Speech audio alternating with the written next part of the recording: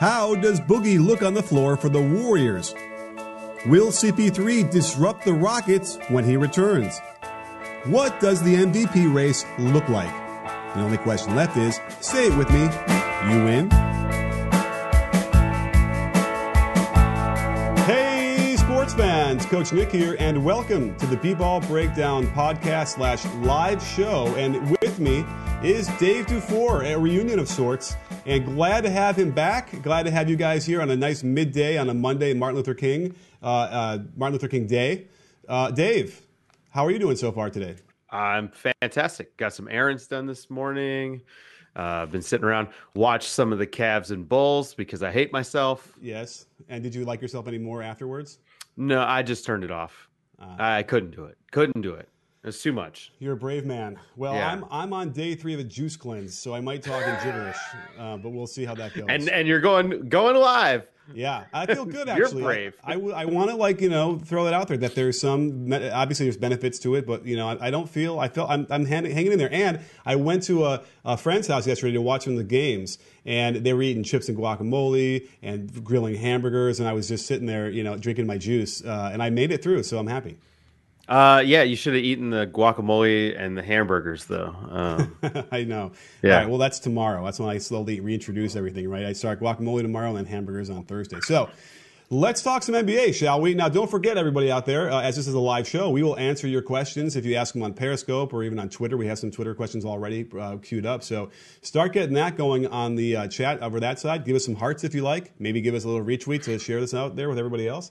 And let's start with talking about Boogie, because I think a lot of people are curious to find out whether that worked or not. I did do a breakdown on it. So what are your thoughts initially on his return to the Warriors? I mean, I think it definitely worked. First of all, I just want to say it was great to see him. It's been a year. Boogie is one of the most fun players to watch, especially when he has the ball in his hands. And, when a guy comes back from an injury like that, it was about the best case scenario. He looked great running the floor. Possibly as good as he's ever looked running the floor. Like, he was running hard. You could see he's not in game shape yet, but his body looks so much better. He's clearly lost some weight. Let's hope he can keep it off. And then when he gets into game shape, I mean, he might be a beast. But I love that he fouled out of his first game back. Like, it means he was out there. He was being active, and that's what you want. And for the Warriors, his passing was incredible. He was 3 for 4 from 3. And if he's going to do this every game in 18 to 20 minutes, it's a wrap. I mean, it was a wrap anyway, but now it's even more of a wrap. It's going to be 16-0 in the playoffs. It's, if you think about their best squads, they have always had a traditional center who could play that 18 to 22 minutes. I mean, Bogut was so instrumental in the 73-win season and in the first title. And Boogie is almost as good of a passer as Bogut, but more potent of an offensive threat. So when they give him the ball mid-post, high post, low post, he's a threat to score, not just to have guys run off those split cuts. And then when he gets the ball in the wing, I mean, we saw this a little bit, he was able to screen for Steph. And when the defense with the Steph, they can kick the ball to Boogie, and he can hit Klay Thompson or KD with a post entry, or he can take the three. So he really does kind of, at least in theory, complete the perfect problem for the rest of the league. Oh, I agree wholeheartedly, and I think the biggest asset they might actually get out of him is his screening. He has taken guys out on those screens and those split cuts, and then guess what? He's the one who's open when Klay comes around. They both go to him after he gets enough space because of the good screen. So that almost is like where I see him being the best of what they're going to get out of him because it does open up all the other stuff as well. So I think that was a little bit of an underviewed thing with him, was just doing that, especially because he is an all-star and he'll get the benefit of the doubt and he'll be able to be ultra physical on those screens. That said, he did foul out, so he wasn't getting a lot of the love, but he was also a little bit slow laterally, I feel like, which is what he's been like his whole career. I suspect it'll get a little bit faster as he gets a little bit more in game shape. But man, does he bring things also to the offensive rebounding table that they did not have. I mean, he goes hard to that hole for the offensive rebounds, and they can afford to do that because the other guys can just get back and let him do it. So yep. It's really a whole new dynamic. I also think it's probably a cure for their malaise, wouldn't you say? Yeah, so they seem to like him. I mean, like, for all the things that are out in the media about how, Boogie is a malcontent and all these things, his teammates have never had a problem with it. Like, his teammates seem to like him a lot. The community likes him. I mean, he does a lot of really good stuff in the community. It's just that he gets mad when he's playing, right? Like, which a lot of people do. He plays with emotion. We always say we don't want these guys to be robots. Like, we make fun of Kawhi Leonard for being a robot. And then when you get a guy who's clearly not a robot, we want to hammer him. And so I think that he might help them refine that joy that Steve Kerr is always talking about. And that's fun. I mean, we could see it in the lead up to him coming back. And I don't know how much him coming back had to do with them kind of kicking things up a notch, but clearly they're hitting that next gear that they've got. And they're on a roll right now, which it's a funny time for them to do it mid-season, because this is normally when teams kind of hit that malaise period. But it seems like they're about to buzzsaw through the league for the rest of the season. And then again, 16-0 in the playoffs, barring injury. That's my prediction. And Boogie's going to get a ring. And there you go. And we're all going to be very happy for it. And then hopefully Boogie gets a max contract from someone this summer. Yeah, well, the question here is it a buzzsaw? It kind of feels that way because I don't know if we expected the Western Conference to be this diverse or this much parity in reality. I think that, the only question we have here is, are the Rockets going to get back to where they need to be? Certainly in the last 15 games, as Harden has just detonated, the numbers appear to be that way, but don't you think it's completely skewed because now they don't have Capella, and certainly because they don't have CP3 right now? It's really, I don't know if we can even get a handle on what this means for the playoffs for them. Yeah, I'm with you. I will say that the Rockets turnaround started when Chris Paul wasn't out there sucking. Not to say that this was addition by subtraction, but in a way it was, because now they know who they are. Their identity is, this is James Harden's team. We're going to climb on his back and we're going to get it done. And Capella also was instrumental in that little run they went on, having the best part of his season. Looks like he's now in shape. And James Harden, it's stop me if you've heard this before, but being in shape actually helps you play basketball. It does. It seems important. So Clint Capella looking like he's in shape, actually doing really, really well in the offensive end, and he's like 90% of what he was on the defensive end until he got hurt. So let's hope when he comes back, he doesn't, have the, basically what he did for the first 2 months of the season, which was not be very good. And they can find their stride. But when Chris Paul comes back, what Chris Paul are we expecting? Are we expecting Chris Paul from before he injured his hamstring last year in the conference finals? I'm not. First of all, hamstrings take forever to heal, as we saw when he re-aggravated the injury. But the first part of the season where he was quote unquote healthy, he didn't look right to me. He's either washed or that hamstring was still bothering him. So I don't really think Chris Paul is going to help him very much. I still think they're going to need a piece or two. Picking up Austin Rivers was a great move, but they need another guy who can take some of the ball handling load if Chris Paul is going to come back and he's not going to be 100%. I agree. I wonder, though, I mean, I kind of liked when Chris Paul was playing. I felt like there were moments when he was there that they were, as best as they could be. But I think you're right. The question now is can he sort of adjust his game? Because he's going to probably end up having to defer more. And that's what happens when you're out that long. The team has changed. So the culture of the way they attack is different now. But, there's no question he's going to help them, right? I don't think that that's an issue. I think that he's going to. He's a better player. He's a great player. When you have him on the court, he also defensively should help. He's also smart enough to, I think, look at what's going on. But I guess we'll find out. It'll be a real interesting question there. So should we? He wasn't helping him when he was out there. Before. I thought I saw some net rating stuff that said that when him and Harden were out there together, it was positive. And am I crazy? Yeah, I don't think that's how it was. All right, well, maybe next time you answer a question, I'll look that up. But nonetheless, let's go to some questions because we have some good ones here. I know that we have here Sean Eyes Josh 1 asks, do you guys like Brandon Ingram? I don't think he fits in the Lakers. What are your thoughts on Brandon Ingram, Dave? I think Brandon Ingram is, I don't know, like a seventh or eighth man. I think he's at his best when he's playmaking for people, and it's going to be hard for him to do if he's on the Lakers. Okay, I like that. Interesting. So you think that on the Lakers he shouldn't be playmaking? I guess is in a wrong role for him. Is what you're saying. No, he should be playmaking. But I'm saying on the Lakers, it's just not an option. They've got you're not going to take the ball out of LeBron James' hands, right? right? So, but it also feels like they kind of want him to be a playmaker anyway. But that's really hard to do if you haven't really done it before. I guess at least with the Kyrie issue in Cleveland, he had a whole year or whatever of being the man and running the show, so that when they needed to take turns, he could do that. I think I'm more concerned about Brandon Ingram's body. I just feel like the way he trains and the way the strength of his legs is weak, and he doesn't always get good balance on his drives and stuff like that. That frustrates me more than anything. I think the idea that he hasn't quite figured out how to play alongside LeBron. That said, without LeBron out there, and by the way, do we know when LeBron's supposed to come back?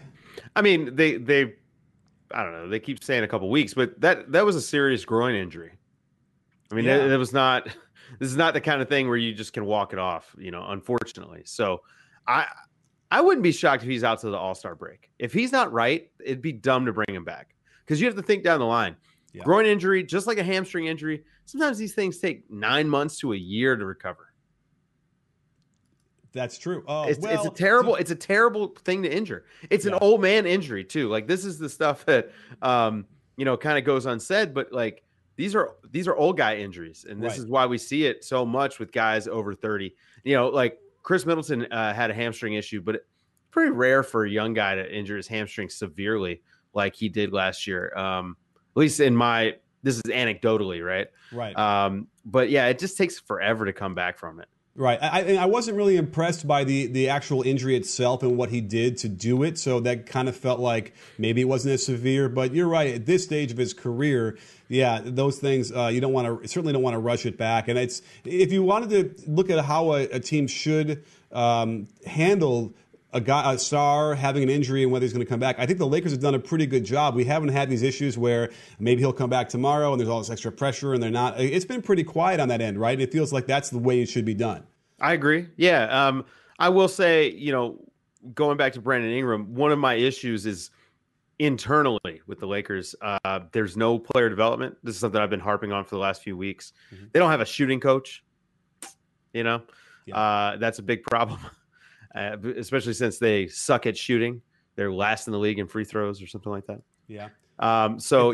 If only they had, somebody who lived in LA that knew about this stuff that could help them. Damn. I mean, it's the Lakers. They could literally hire whoever they want, right? Like, they don't just have to look just in LA. I'm just saying they could have 10 shooting coaches. Yeah. Right. They can afford it. And it just sucks to see them kind of waste the development. I agree. There's definitely a deficit there that they need to improve somehow and figure that out. I think just get more on the same page. I don't know if the development guys are on the same page with what the head coach Luke is doing and all those different things. So it seems like they're competing in a way that doesn't make sense. Certainly compared to other teams that we've seen like the Spurs and even like the Raptors who clearly can continue to develop these players and get better. If you've ever watched movies like Wolf of Wall Street and wondered what it would be like to invest your money, then you've got to try an investing app called Robinhood that lets you buy and sell stocks, ETFs, options, and cryptos, all commission-free. I've been using Robinhood for a little while. It's really intuitive and easy to understand, with tons of good information to help you make decisions on what to invest in. In just 4 taps, you can make a trade without a charge, unlike other brokerages that could charge you $10 per trade. So you can keep all your profits. If you're not that familiar with the market, and trust me, I'm a novice, you can easily get started with Robinhood. And best of all, wait for it, Robinhood is giving away a free stock like Apple, Ford, or Sprint to help build your portfolio. Sign up at breakdown.robinhood.com so you can start. You'll get a free stock by signing up, so head on over to breakdown.robinhood.com.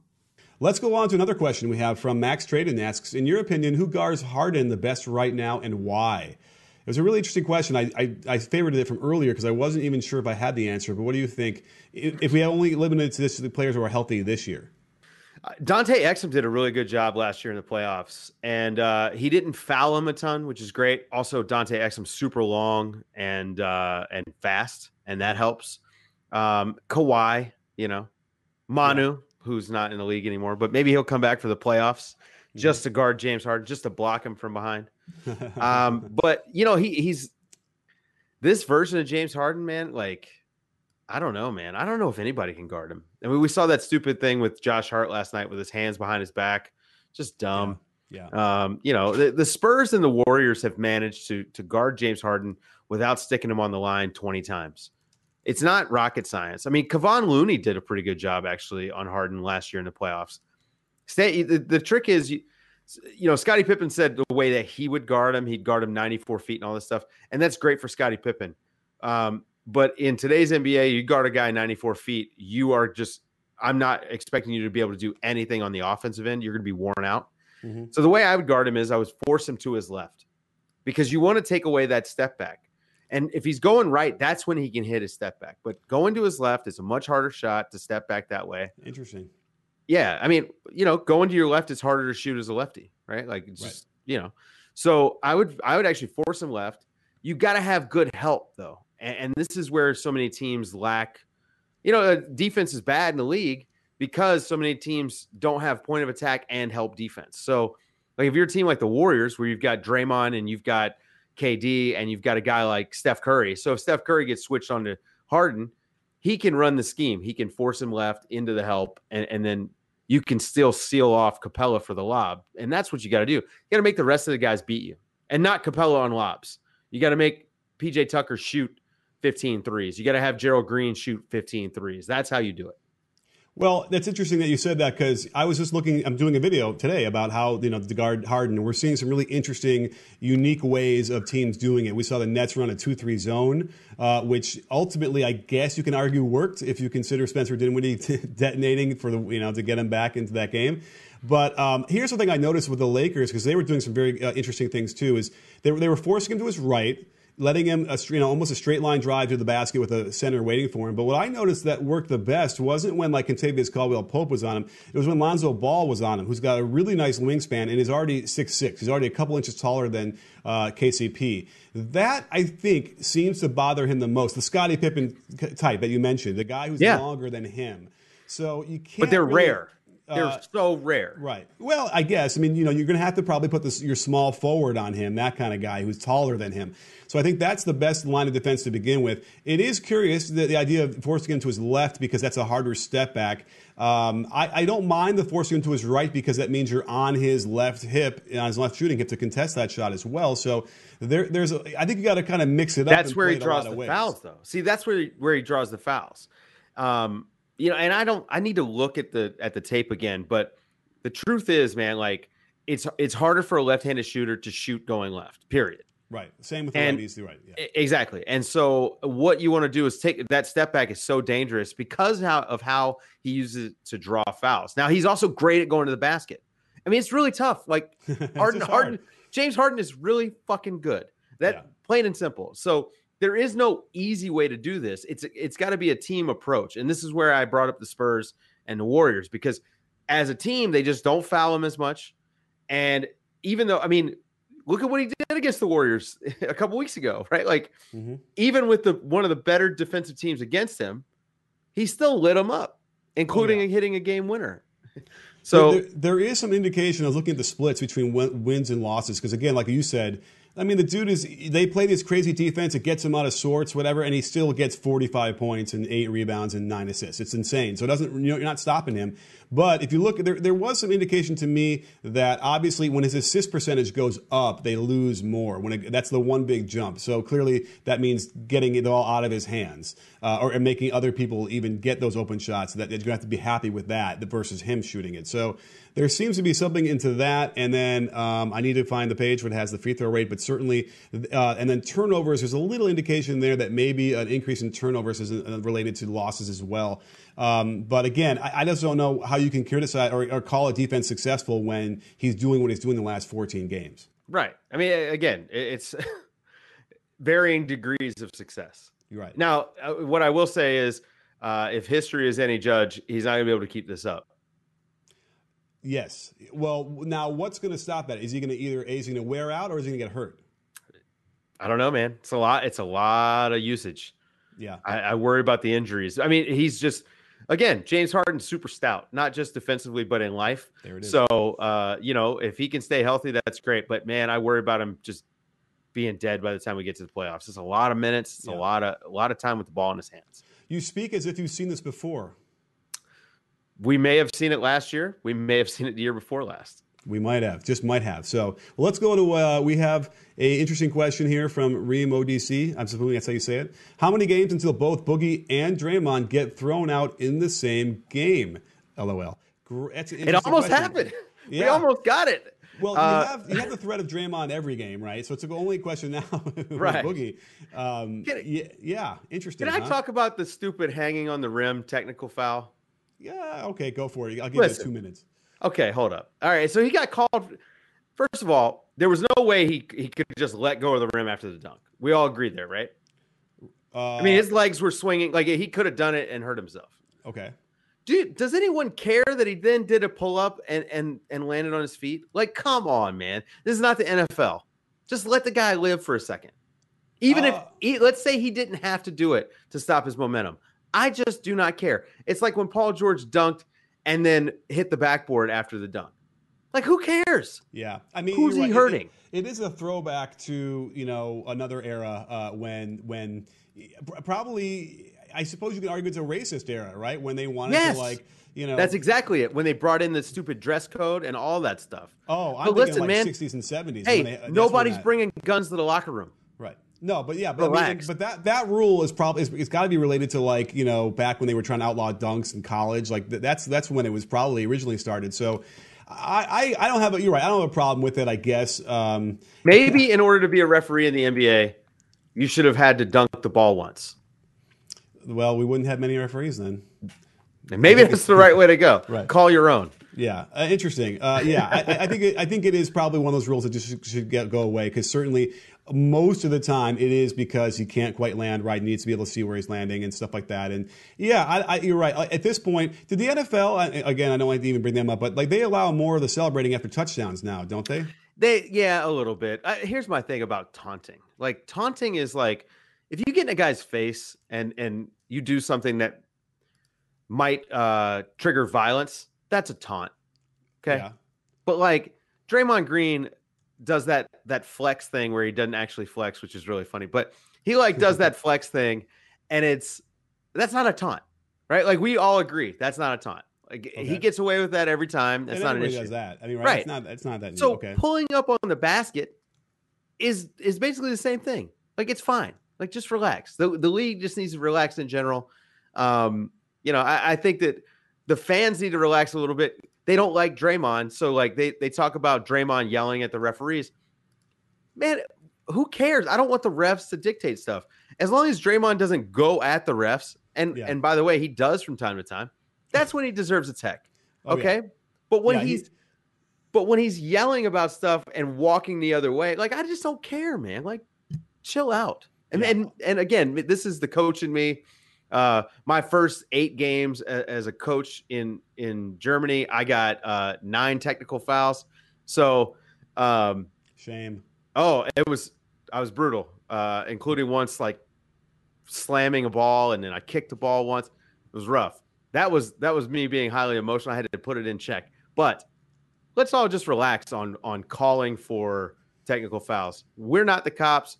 We don't want cops on the court. We want to see these guys play basketball, so everybody relax. All right. So, okay, we can get back on your lawn. And, I agree. I feel like we could kind of tone down those calls because it's not that worth it. Coach Popovich works in a pretty stressful environment, as do all NBA coaches. And if you saw pictures of him in his early 30s, you'd have seen a nice full head of hair. Unfortunately, most of that hair is gone, as is the case for 66% of men by age 35. But that doesn't have to happen to you. If you still have the hair up there, then you should do everything you can to keep it. And that's where Hims comes in, a one-stop shop for hair loss, skincare, and sexual wellness for men. They have medical-grade solutions to treat hair loss and make it so easy you don't even have to sit in a waiting room. Just answer a few quick questions online, and they deliver their products right to your door. If you click on forhims.com/Coach Nick right now, you'll receive a trial month of Hims for just $5 while supplies last. This would cost hundreds of dollars if you went to the doctor or a pharmacy. That's FORHIMS.com/Coach Nick and see website for full details. Now, I did just do a quick look at the numbers on NBA Wowie. When Chris Paul and James Harden were on the court together this year, the net rating is negative 2.2. So I suppose you're right. It wasn't good, certainly compared to what it was. I think last year was much better. So they. Are you surprised? Are you surprised? Come on, Nick. I'm not surprised. I mean, it's not like it's -9 and it was a complete disaster. But yes, there was clearly, it's got to be. It had to be +6, +7 last year. I would imagine. So it's like, okay, I get it. So let's talk a little bit from Drizzy DeAries asks us, who are your all front runner MVPs? I have Harden. What is he doing? What he is doing is historical. Anybody else for MVP? Because we kind of just talked about Harden. Giannis is still there, huh? Yeah. I mean, he top 5. I think they have the #1 defense and the #4 offense. Okay, and is he? Yeah, and I suppose he's an integral part of the defensive part. But even still, even if he wasn't, it's his numbers are. They're insane. They're insane. And if we're only looking at numbers, Anthony Davis would be up there. So it's one of these things where if they had like a most outstanding player, where it didn't matter whether your team was successful or not, it probably would be Anthony Davis. He's actually putting up a season right now that is unparalleled. Sean Hyken actually wrote about this for Bleacher Report, and it's something that he and I had discussed. It's like 28 points, 13 rebounds, 4 assists, 2 blocks, and a steal and a half has never been done before in the league ever. Well, for that said, calling up Giannis's numbers, he's right there, 26.4 points. On a team that's winning. Yeah, 12.5 rebounds, 6 assists, so he's getting a lot more there, 1.4 steals, and then 1.5 blocks. So, it's right there, and I think you're right. As far as the wins have to come back into the conversation. I know when Russ won it, it sort of kind of put a backseat because he was such a, not to me. Season. To me. Kawhi Leonard was my pick for MVP that year. But I demand we need to get back to like looking at the records too, and if you're leading your team to wins like Giannis is. So absolutely. But I do think Harden's right there. I mean, this run he's been on, I treat it like a race, right? Like a real race. And Giannis was just out here, but he's been so steady. And Harden is coming up fast. If he can keep this kind of, I don't know how he could do it, but if he averages 35 points a game and they're a top 4 seed, I don't see how he doesn't win it because he has no help. None. For sure. Yeah. For the top 4 seed, for sure. I mean, and by the way, remember, they were playing horribly until the CP3 went down and he had to take over. And they've been, I think they have the 3rd best record in the last 14, 15 games. So they're like that's all 13 him. and 4 or something. Yeah. Yeah. And nobody wants to play him now. I mean, again, it's a recipe for disaster in the playoffs because he's going to, be completely worn out. And playoff teams are going to have guys that are long that can play him, and they could, and with the video I'm going to drop today, they're going to have a nice blueprint, at least how to wear him out. Again, it's just like the Jordan thing. If he gets his 40, okay, but if he's a little inefficient and he's had to work really hard, and you can kind of sting him on the defensive end too a little bit, then that's your shot to win it. But man, it's still going to be razor close in those games. I don't think the Rockets, even if he's worn out like we're fearing, they're still going to be a tough team to get him out. Right, and the key for the Rockets is just to have him guard 4s so he can chill. Yeah, and then not have a 4 like Giannis. Yeah, you can't post him up. Right, he can't guard Giannis. Okay, all right. Right. But he can guard some 4s though. But they don't have to really worry about that certainly until the finals if that happens. So which they're not making, so it doesn't matter. Right. So let's see here if any other questions. Do you see anything while we're going through here? Let's see. Adam Karaja asks, "Are the Lakers actually good when fully healthy?" No, they have LeBron, right? Like LeBron is the ultimate rising tide. So sure, I guess as a team, they're fine once LeBron's out there. But you take LeBron off, and it's a lottery team. Like we saw it. Like that's it. Well, okay. So I mean, listen, but they were tough. They won that OKC game with a crappy call at the end that almost cost them the game, and they went and they were tough in overtime on the road. That's a big win for them without LeBron. Sure. So let's not. Well, OKC had been scuffling, right? Yeah, they're a lottery team without LeBron. I don't think there's any question about it. Okay, I mean, yeah, they don't make the playoffs, but with LeBron, 4th probably, right? Like that's the other thing that's kind of weird. 4th or 5th in there, yeah. I mean, so they're better. And this is me discounting LeBron before the season, which I should know better by now. But I thought they were going to be somewhere in that 5 to 9 range. And I think they're pretty clearly at the top of that 5 to 9 range. So 4 5. Okay. I also didn't expect Utah to have such a rough start to the season, or Houston to be that bad to start the season. And by the way, Utah is about to hit the easiest schedule in the league. They had the hardest schedule for the first half, and for the rest of the way, they've got the easiest schedule. Yeah. They're already climbing their way up. So watch out for Utah, because they still might sneak back up into the top 4 seed. Sure. Utah right now is the 7th seed. So that's really great. They were able to do it what they did in the last, they were 8-2 in the last 10. So they're really, for sure, putting some things together. And that's the thing we have to, I don't think people put enough weight on it, was the strength of schedule, which perhaps, until we got enough games in, we didn't realize how hard it was going to be for them. And here they are. So I will throw this out there. I was looking at some stats and some lineup data, and I came across, looking at the top, here it is. Where is it? Oh, my goodness, I lost my tab. But I came across, was looking at the top lineups. And basically, I was looking at the 5-man lineups, minimum 250 minutes. And of the top, 5 or 7, 2 of them are on OKC. And, they're significantly, big numbers.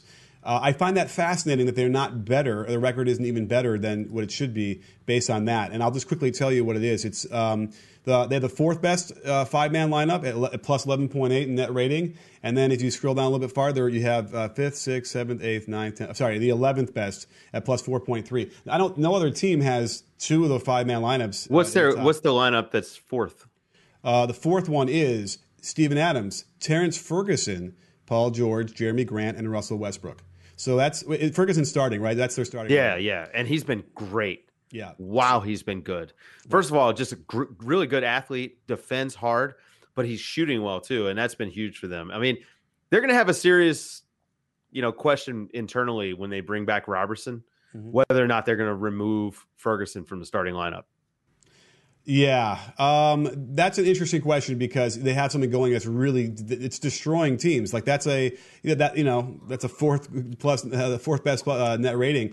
By the way, when you replace Ferguson with Schroeder, then that's that next lineup that is still positive. What's interesting to me also, and I don't know if people really recognize this, is when you're looking at the heavy minutes played, there's not a ton of 5-man lineups that have played that many minutes, but there's just not a lot that are in the positive territory. It's interesting. Yeah.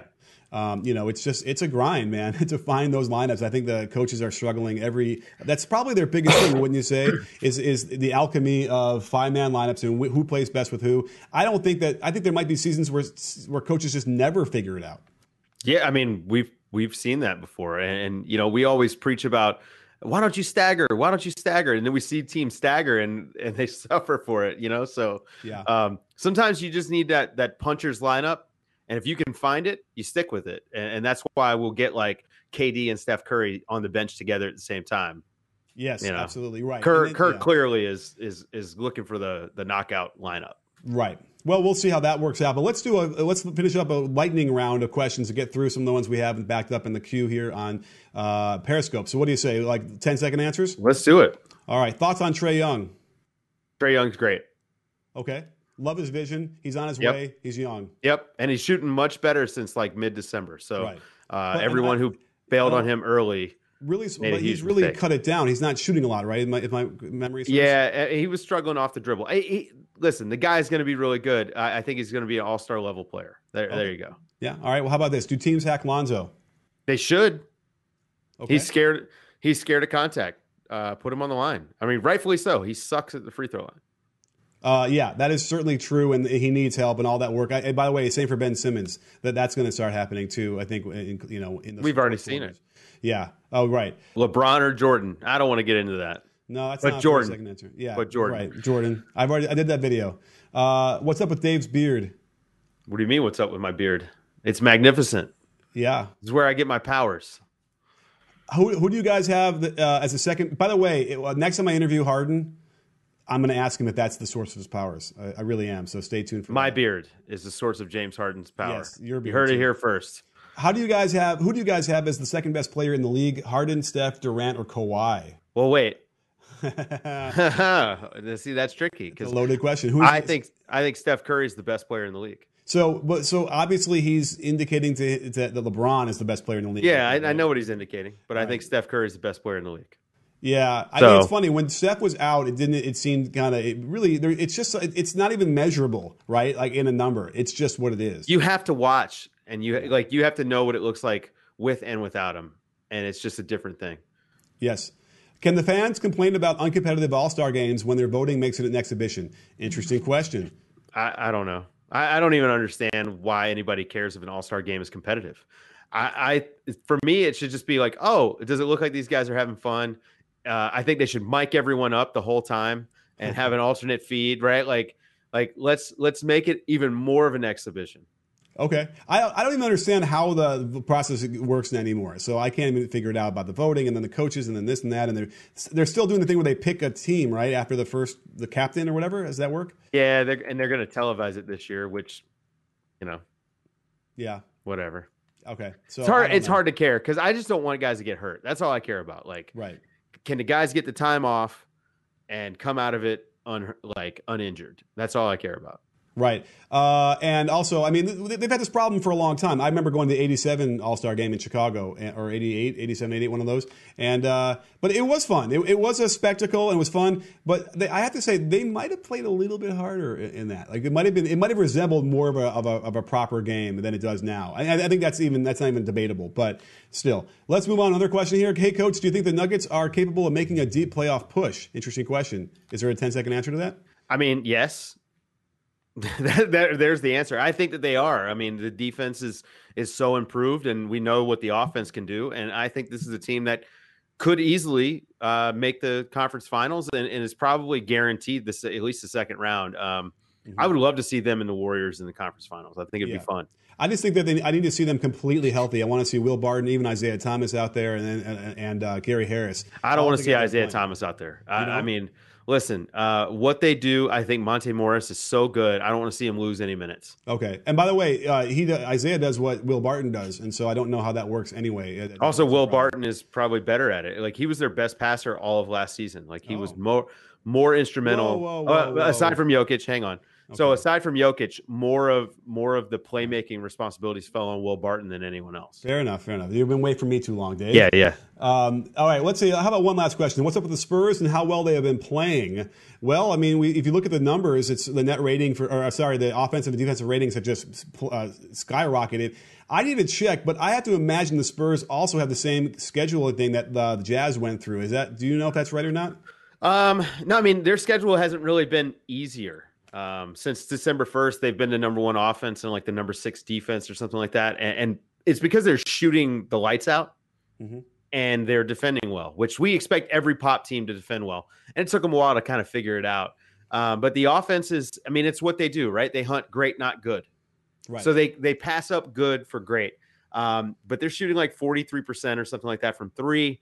It's just insane. I mean, what they've been doing is nuts. And if you haven't seen the video I did a couple days ago, I did a love letter to Greg Popovich in the style of a Civil War Ken Burns documentary. And first of all, I just want to say I was blown away by the response because I didn't think anybody was going to get it. It's and when you see it, Dave, you'll know what I mean. I did the old looking footage, and Ken Burns. Yeah, I'm reading it in like a letter from the front, but I did have some good stats in there. And part of the point with the Spurs they were number 1 in 3-point percentage, but number 30 in 3-point frequency. And I have to think that we're going to start to see more teams focus on that. Now, the Pelicans are in the same boat. And one other team, which I'm forgetting right now, is the Clippers. Are all low frequency 3-pointers, but then shooting well and then have a top 10 offense because of it. So it's such a strong argument, I think.